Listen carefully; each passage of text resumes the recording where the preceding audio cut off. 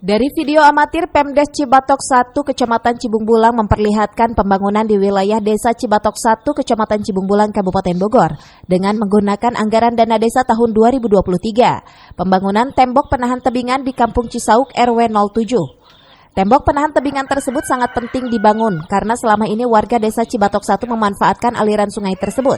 Tidak hanya itu, dampak dari minimnya kesadaran warga yang tinggal di bantaran sungai Cisauk membuat sampah menumpuk dan mengakibatkan banjir.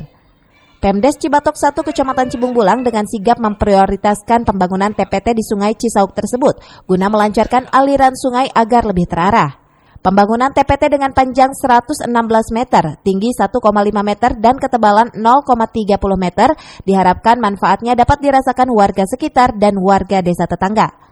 Pemanfaatan TPT tersebut sungguh sangat bermanfaat buat masyarakat karena ketika dibangun TPT tersebut aliran sungai itu akan lebih cepat dan akan lebih terarah karena banyak sekali orang yang masyarakat membutuhkan air tersebut.